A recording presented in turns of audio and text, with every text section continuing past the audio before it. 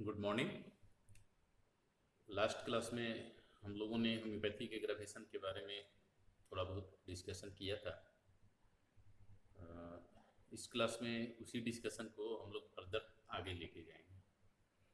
Last class में हम लोगों का फोकस रहा था एक चीज़ को क्लियर करने के लिए कि होम्योपैथी के ग्रेविएशन जिसके बारे में हम लोग ऑर्गेनल ऑफ मेडिसिन में पढ़े हैं या अदर राइटर्स बोले हैं, ये हमेशा हमेशा ये माइल्ड नहीं होता है।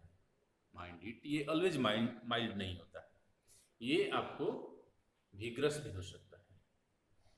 क्लास के लास्ट की तरफ हम लोगों ने एक एग्जांपल आप लोगों के सामने रखा था कि जब जब कोई हम लोग एक पेड़ को उखाड़ते हैं, ठीक है, और एक पौधा को उखाड़ते हैं, when we deroot a plant which is 1, 2 or 3 day old, and when we deroot a tree which is 10, 15 or 100-year old, obviously the surrounding ground is uh, is getting different kind of impact.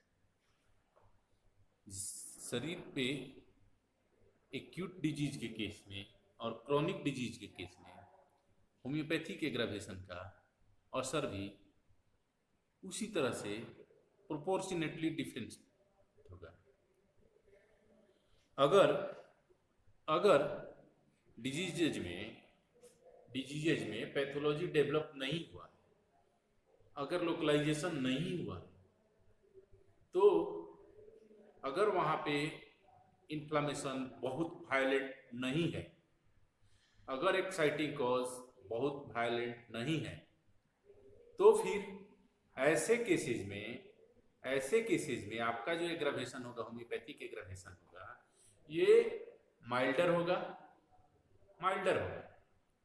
और यहाँ पे आप undisturbed cure, that is Kent's third observation, expect कर सकते हैं। But अगर आपका aggravation, आपका डिजीज, आपके हाथ में जो डिजीज है वो लॉन्ग स्टैंडिंग डिजीज है, अगर वो डिजीज लॉन्ग स्टैंडिंग डिजीज है, अगर डिजीज में पैथोलॉजी डेवलप हो चुका है, अगर डिजीज में लोकलाइजेशन हो चुका है, तो ऐसे केसेज में आप ठीक वैसे ही माइल्ड रिएक्शन को एक्सपेक्ट नहीं कर सकते, जैसा कि 10 साल या 15 साल के पेड़ के उखड़ने में रिएक्शन होता है तो एक बड़ा गड्ढा बनता है, गिरता है तो धरती पे एक जोर का आवाज होता है, कुछ दूर तक सुनाई देता है, ठीक है। वैसे ही क्रॉनिक डिजीजेज में, लॉन्ग स्टैंडिंग क्रॉनिक डिजीजेज में अगर होम्योपैथी के एग्रावेशन होगा तो ये वायलेंट होगा। ध्यान देने वाली बात है कि ये वायलेंट होगा। ये बेसिकली अगर देखा जाए तो होम्योपैथी के एग्रावेशन क्या है? होम्योपैथी के एग्रावेशन जो हम किसी भी केस में इंडिकेटेड मेडिसिन दे रहे हैं, उसके चलते ये एक आर्टिफिशियल डिजीज स्टेब्लिश होता है, और वो आर्टिफिशियल डिजीज जो है उसी का मैनिफेस्टेशन है ये होम्योपैथी के एग्रावेशन। अगर किसी भी क्रॉनिक डिजीज में आपको होम्योपैथिक एग्रावेशन नहीं मिल रहा है, तो मान के चलिए कि आपने जो मेडिसिन प्रिस्क्राइब किया है वो सिमिलर तो है बट सिमिलिमम नहीं है। वो सिमिलर तो है बट सिमिलिमम नहीं है। तो ऐसे केसेज में जहां पे आपको होम्योपैथिक एग्रावेशन नहीं मिल रहा है, जस्ट इमिग्रेशन शुरू हो जा रहा है, तो ऐसे केसेज में ये मान के चलिए कि आपका क्योर जो है अगर होता है तो ये सिर्फ एक मेडिसिन से नहीं होने जा रहा है। इसमें आपको 2, 3, 4 मेडिसिन देना ही पड़ेगा। इसमें आपको 2, 3, 4 मेडिसिन देना ही पड़ेगा। इसमें कोई डाउट नहीं है। यहाँ आपको सीरीज ऑफ मेडिसिन लेना पड़ेगा। बेसिकली जब हम लोग किसी भी केस में ट्रीटमेंट कर रहे हैं, क्योर कर रहे हैं, करने का कोशिश कर रहे हैं with the help of homeopathic medicine, तो ये एक प्रोसेस है। इसका हम लोग केंट साहब ने लिखा है कि ये एक हाउस क्लीनिंग का प्रोसेस है। हाउस क्या? हाउस हमारा शरीर, हमारा मन, हमारा माइंड, बॉडी और इमोशन, ठीक है, विल, अंडरस्टैंडिंग, मेमोरी, बॉडी, ये सारे मिलके जो हम बने हुए हैं, ये हाउस है। इसके अंदर हम vital force, simple substance exist कर रहा है। और ये जो सीकनेस है, ये जो सीकनेस है, बेसिकली ये जितने भी क्रॉनिक सीकनेसेस हैं, क्रॉनिक डिजीजेज हैं, जितनी भी सीकनेसेस हैं जिससे कि हमारा माइंड और बॉडी एबनॉर्मली रिएक्ट करता है, ये क्रॉनिक मायाजिस के चलते होता है। आप लोग ऑलरेडी क्रॉनिक मायाजिस पढ़ चुके हैं, पढ़ाया जा चुका है आप लोगों को। तो ये जो क्रॉनिक मायाजिस है, इस क्रॉनिक मायाजिस को हटाने का प्रोसेस है क्योर करना, ठीक है। माने ये हाउस है, ये हाउस क्लीनिंग है। इसको केंट साहब बोल रहे हैं हाउस क्लीनिंग। अब मान लीजिए थोड़ा मोड़ा गंदा है तो साफ कीजिएगा तो ज्यादा दिक्कत नहीं होगा, लेकिन बहुत ज्यादा गंदा है तो उसको साफ करने में बहुत तोड़फोड़ होता है, मतलब लगता है कि एकदम नक्शा बदल गया है, गंदगी ज्यादा रहती है। सिमिलरली अगर लॉन्ग स्टैंडिंग का डिजीज है, क्रॉनिक डिजीज है, तो वहाँ पे पैथोलॉजी डेवलप हो गया है, तो वहाँ पे अगर आप मेडिसिन दे रहे हैं और फेवरेबल रिएक्शन आ रहा है, तो वहाँ पे आपको पेशेंट को कहीं पर्जिंग होगा, कहीं वोमिटिंग होगा, ये होना ही इस टाइप का कुछ रिएक्ट, कहीं कोई स्किन डिजीज बाहर आएगा, कोई डिस्चार्ज बाहर होगा, ये होना ही है। सेकेंड पैराग्राफ को अगर आप पढ़िएगा तो बड़ा सुंदर लिख रहे हैं where there is a deep seated septic condition, where there is a deep seated chronic condition, where pyonia must be the result, you will find sometimes vomiting and purging as a reaction of the vital force of the economy. When order is established, this order which is attended by reaction, as it where commences a process of house cleaning. It does itself. The drug does not do it. Mind it. ये house cleaning का जो process है, ये vital force, हमारा Vitality खुद करता है, ये मेडिसिन नहीं करता है, मेडिसिन कराता है, मेडिसिन इसको कराता है, ठीक है। तो ये चीज आपको समझना पड़ेगा। अगर कोई वायलेंट इंसल्ट हुआ है, कोई वायलेंट कॉज है, वायलेंट इंजरी है वाइटलिटी के, तो वो जो होम्योपैथिक एग्रावेशन होगा वो प्रोपोर्शनेटली वायलेंट होगा। इसको एकदम गांठ बांध लीजिए। जैसा बहुत सारे टेक्स्ट में लिखा गया है कि होम्योपैथिक एग्रावेशन में फीलिंग ऑफ वेल बीइंग होता है, तो माइंड इट, अगर 14 नंबर पैराग्राफ आप केंट लेक्चर्स का होम्योपैथिक एग्रावेशन उठा के पढ़िएगा तो केंट साहब ने एकदम क्लियर कट लिखा है। आई थिंक 14 नंबर पैराग्राफ ही है,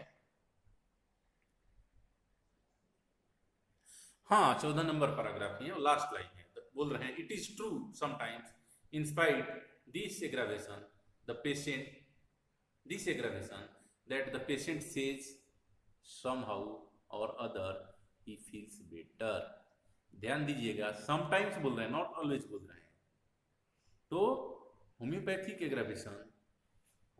एग्रावेशन आपको always feeling of well being हो जरूरी नहीं है। ये डिपेंड करता है कि आपका डिजीज कितने दिन से कितना डिस्ट्रक्शन एस्टेब्लिश किया हुआ है बॉडी पे, कितना डिस्ट्रक्शन एस्टेब्लिश किया हुआ है। Now we will proceed to see the homeopathic aggravation in case of acute diseases. हम लोग अब बारी बारी से एक्यूट डिजीज में होम्योपैथिक एग्रावेशन कैसा होता है, क्रोनिक डिजीज में कैसा होता है, क्या डिफरेंस होता है, और होम्योपैथिक एग्रावेशन या एग्रावेशन से हमारे पाथ ऑफ क्यूर को, हमारे ऑब्जेक्ट ऑफ क्यूर को कैसे मतलब मॉडरेट करना है, इस चीज़ पे ग्रेजुअली फोकस है। लास्ट क्लास में हम ऑलरेडी एक एग्जांपल आप लोगों को दिए हुए थे कि, और लास्ट क्लास का मेन फोकस हमारा एक ही चीज़ था कि हमको ये चीज़ समझना होगा कि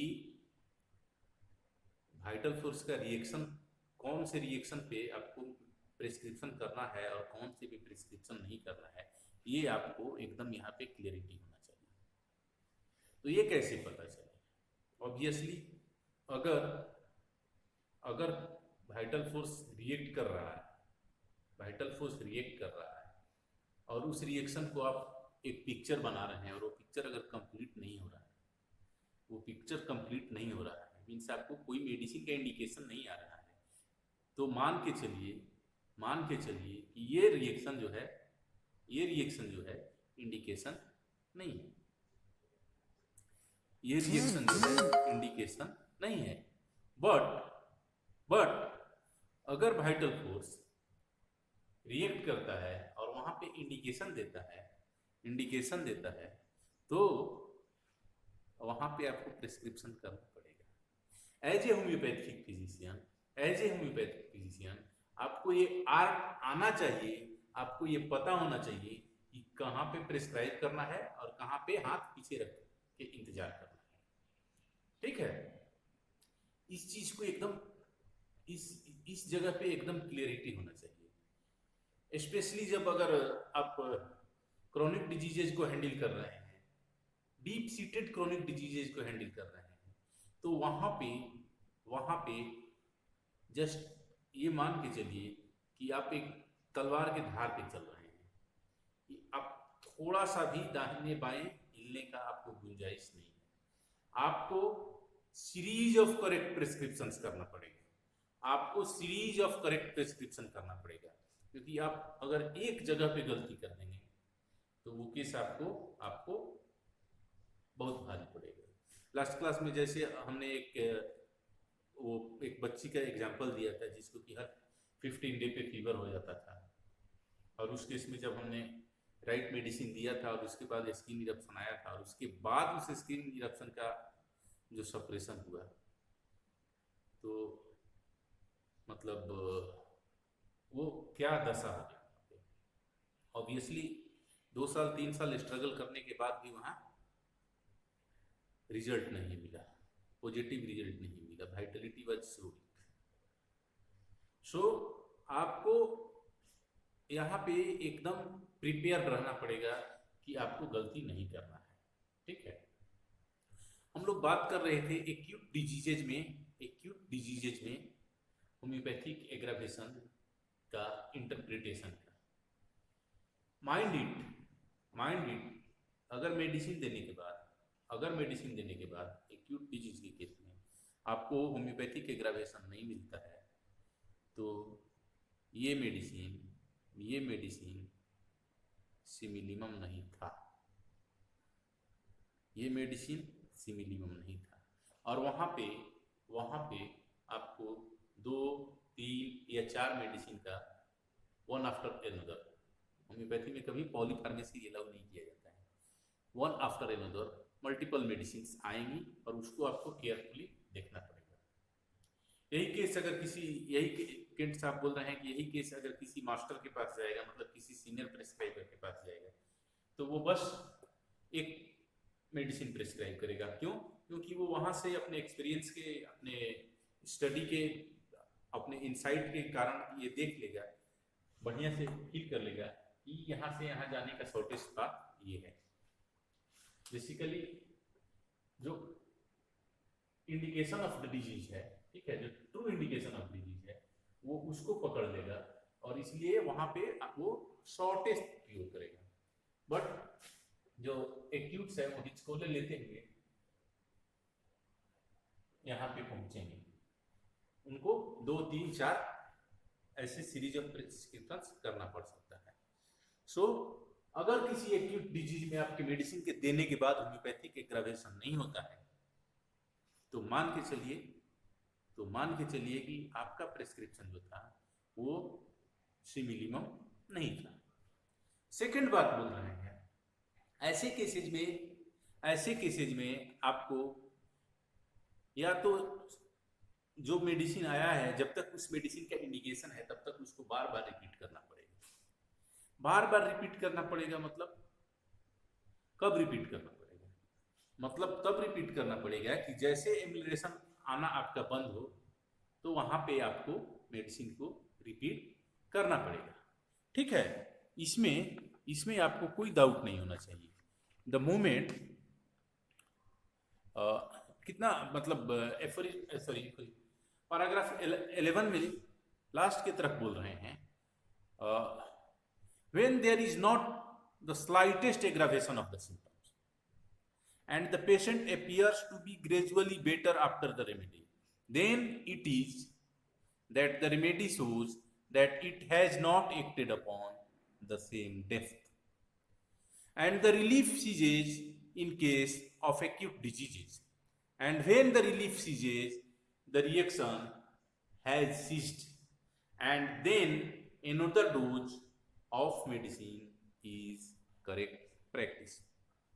ध्यान देने वाला बात है, मैं इससे पहले भी बोला, अभी बोला कि एक्यूट डिजीज के केस में अगर आपको होम्योपैथिक एग्रावेशन नहीं मिल रहा है, एक्यूट डिजीज के केस में अगर आपको होम्योपैथिक एग्रावेशन नहीं मिल रहा है तो मान के चलिए कि आपको बार बार रिपीटेशन करना पड़ेगा।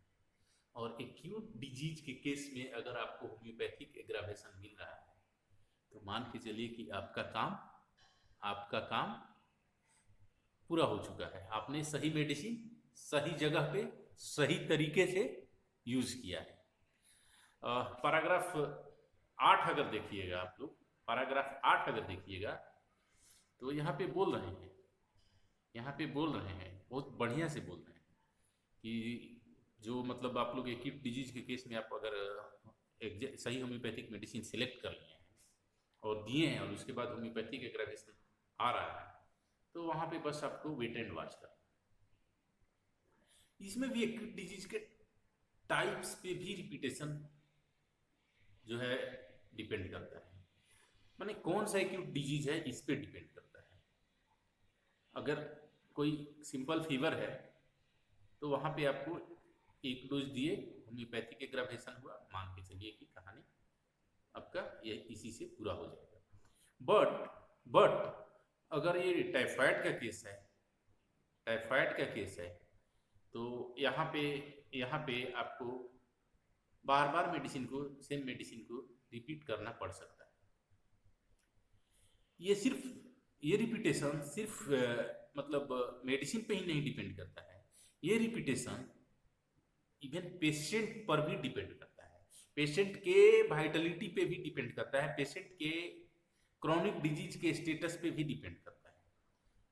कुछ पेशेंट्स हैं उनको मेडिसिन दीजिएगा तो मतलब बहुत ओवर रिएक्ट करेंगे।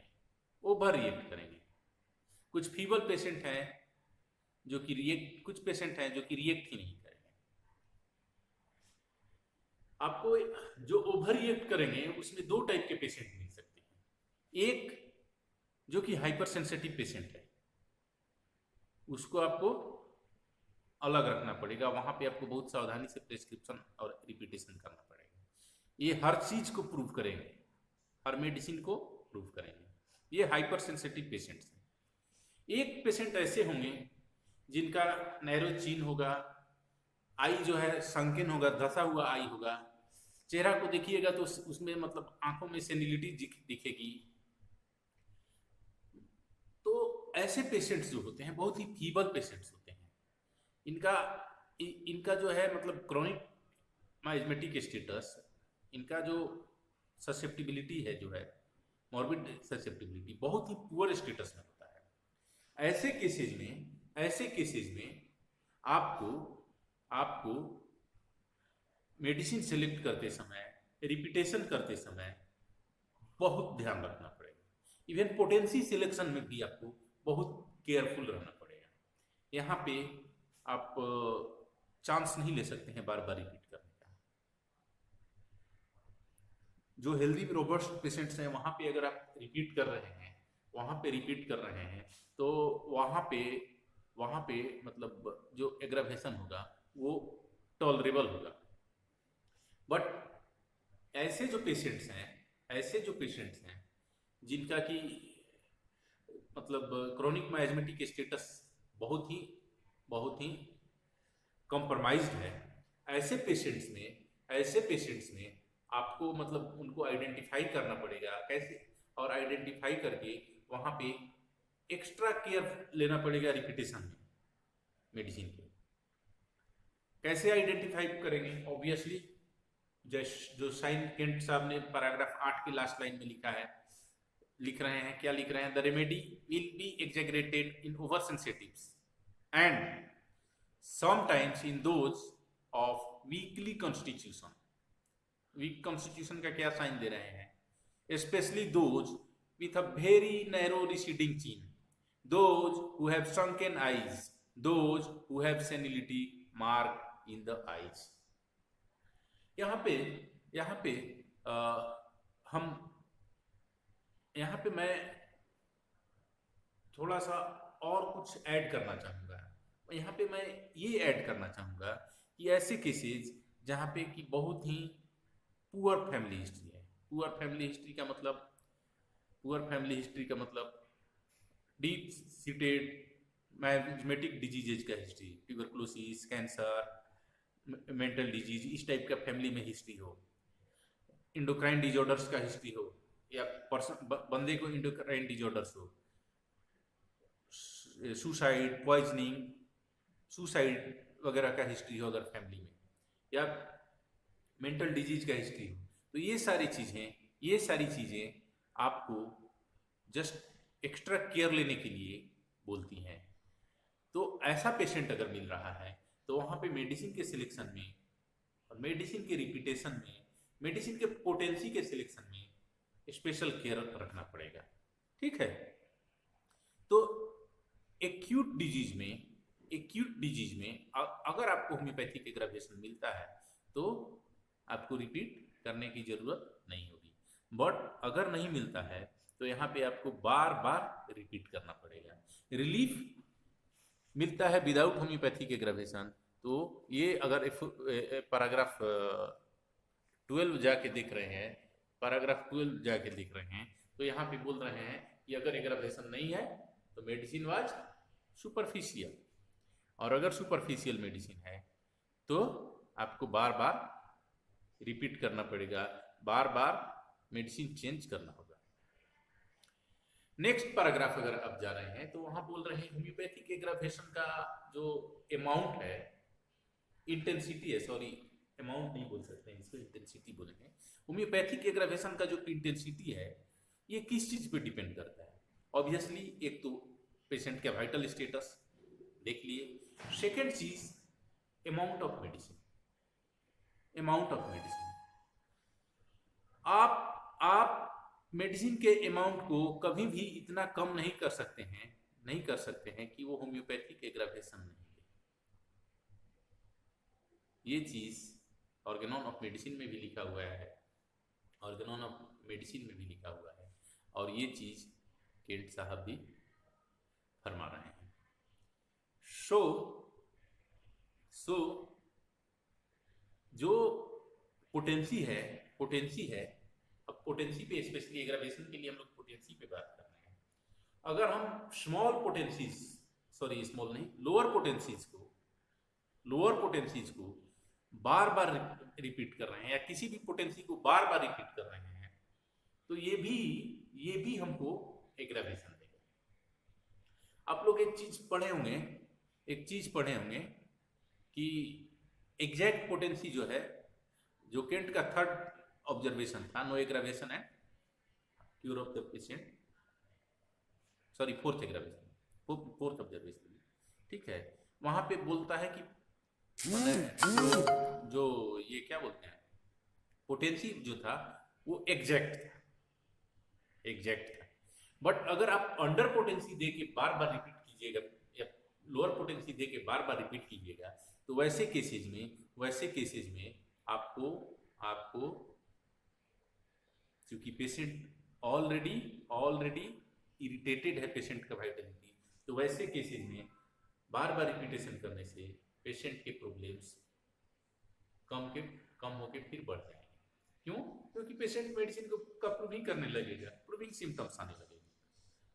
एक केस ब्रायनिया का केंट साहब ने मतलब कोट किया है, वहां पे देख रहे हैं कि मैंने एक लेडी को ब्रायनिया दिया था एक डोज, और उसको बोला था कि एक बार खा लेना। वो क्या कर रही है कि ब्रायनिया को पानी में घोल देती है और उसको बार बार ले रही है। नेक्स्ट डे जब उनको बुलाया जाता है तो पता चलता है कि वो लगभग ऐसा सिचुएशन हो गया है कि लग रहा है कि उसको निमोनिया हो गया। ये किड साहब कोई कहानी नहीं सुना रहे हैं। अगर आप प्रैक्टिस कर रहे हैं, आप क्लिनिक्स में जाते हैं और पेशेंट्स को अगर एक्स्ट्रा मेडिसिन दे रहे हैं और केयरफुल सिलेक्शन के साथ मेडिसिन दे रहे हैं, तो ये आप एक्स्ट्रा मेडिसिन दे के आप देखिए पेशेंट रिपीट करेगा, और ये स्टोरी आपको अपने क्लिनिक में हर दूसरे दिन हर तीसरे दिन देखने को मिलेगी। Mind it, your selection should be homeopathic, your selection should be correct. अगर करेक्ट आपने सिलेक्शन किया है, करेक्ट पोटेंसी सिलेक्ट किया है, और उसके बाद मेडिसिन को बार बार रिपीट करिएगा, आपके केस में एमुलरेशन आएगा, केस ठीक होगा, और उसके बाद प्रूविंग होगा और सिम्टम्स आएंगे ही आएंगे। यहाँ पे कोई डाउट नहीं है, ये 100 टाइम्स कंफर्म किया गया है क्लिनिक्स में। हम लोग अक्सर ऐसा देखते हैं कि पेशेंट कई बार फोन करते हैं कि डॉक्टर साहब मेडिसिन लिए थे, कम गया था फिर बढ़ गया है। तो हम लोग क्या बोलते हैं, केस को देखते हैं, फिर देखते हैं क्या बढ़ा है, कौन सा सिम्टम बढ़ा है। अगर मेडिसिन का सिम्टम बढ़ा है, मेडिसिन का कैरेक्टरिस्टिक सिम्टम्स आ रहा है, तो हम उसको बोलते हैं कि ये जो आप मेडिसिन 1 नंबर खा रहे थे उसको बंद कीजिए, उसको नहीं खाने की जरूरत है, और जो हमने 2 नंबर दिया है, जो पीएल दिया हुआ है उसको खाइए। एक दिन 2 दिन या 3 दिन में आपका कम जाएगा। और हर बार ऐसा होता है, ये कोई नया कहानी नहीं है। सो आपको ये चीज जानना पड़ेगा। मेरे प्रैक्टिस में मुझको आज भी याद है कि हमारे कॉलेज में एक प्यून था, तो उनको खांसी हुआ था, ओल्ड एज पेशेंट थे, खांसी हुआ था, और खांसी में इंडिकेशन यही था कि जब लाइन डाउन होता था, जब सोते थे तो खांसी बढ़ जाता था, और उसके साथ उनको गला में आग करा के देखे तो उनका जो गला था वो बढ़ा हुआ था, ठीक है, लार्ज था। ऑब्वियसली मैं देखा ये सब चीज़ देख के, ओल्ड एज था, लगभग 55-60 के आसपास एज होगा, तो और लाइन डाउन से एग्रावेशन खांसी, मैंने हाइसाइनस प्रिस्क्राइब किया। मैं बोला कि 3 डोज आज खा लीजिएगा, सुबह दोपहर शाम,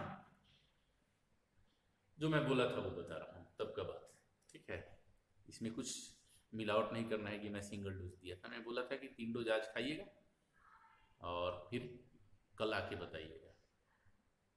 वो पेशेंट कल नहीं आया, प्यून जो था वो कल नहीं बताया, परसों आके बोल रहा है कि डॉक्टर साहब कल तो खांसी मेरा एकदम ठीक हो गया था, लेकिन आज रात में तो बड़ी परेशान किया, सोने ही नहीं दे रहा था, बैठना पड़ रहा था। हमने पूछा उनसे कि आपने क्या मेडिसिन कल भी खाया था? तो बोले हाँ सर खा लिए थे। हम बोले तो आज मत खाइएगा, आपका खांसी ठीक हो जाएगा। और एग्जैक्टली वो मेडिसिन उसके बाद रिपीटेशन बंद कर दिया और उस पेशेंट को फिर खांसी नहीं है। तो ये जो प्रूविंग है, मेडिसिन का प्रूविंग है, ये आपको एक्यूट डिजीजेज में रिपीटेशन अगर ज़्यादा कर रहे हैं, रैपिड कर रहे हैं, इनएप्रोप्रिएट कर रहे हैं, तो ये सिम्टम्स आपको मिलेगा। कई बार पेशेंट कुछ अनवांटेड सिम्टम्स लेके आ जाएंगे, इसके बाद और भी सिम्टम्स लेके आ जाएंगे। तो कैसे डिसाइड कीजिएगा? आपको पूरा मेटेरिया मेडिका प्यूरा या क्रोनिक डिजीज या हेरिंगाइटिंग सिम्टम या टीएफएल तो याद नहीं है, सारे प्रूविंग सिम्टम्स याद नहीं है, तो आपको ये टेक्निक जानना पड़ेगा। ये टेक्निक जानना पड़ेगा कि ये सिम्टम्स को कैसे खोजें हम। ये जो पेशेंट को अगर सिम्टम आ रहा है, न्यू सिम्टम अगर आ रहा है, तो ये कैसा सिम्टम है ये जानने के लिए आप ऑब्वियसली उस सिम्टम को रिपर्टरी में जाके देखिए। अगर उस सिम्टम के अंदर में जो आप मेडिसिन दिए हुए हैं वो सिम्टम के अंदर में वो मेडिसिन है, तो ये क्लियरली इंडिकेट कर रहा है कि ये मेडिसिन का प्रूविंग सिम्टम आ रहा है। तो कुछ नहीं करना है, अगर एंटीडोट करने लायक केस है तो एंटीडोट कीजिए, अगर एंटीडोट करने लायक केस नहीं है तो मेडिसिन को ओमिट कर दीजिए। ग्रेजुअली वाइटल फोर्स अपने को रीस्टोर कर लेगा। सो होम्योपैथिक एग्रावेशन का कंसेप्ट हम लोग आगे भी कंटिन्यू करेंगे। अभी ये लंबा चैप्टर है, क्रोनिक डिजीजेज में होम्योपैथिक एग्रावेशन के बारे में हम लोग पढ़ेंगे और कंसेप्ट ऑफ फोरशैडोइंग के बारे में पढ़ेंगे। ये बहुत ही महत्वपूर्ण कंसेप्ट है। तब तक के लिए आप लोग स्टडी कीजिए। Thank you.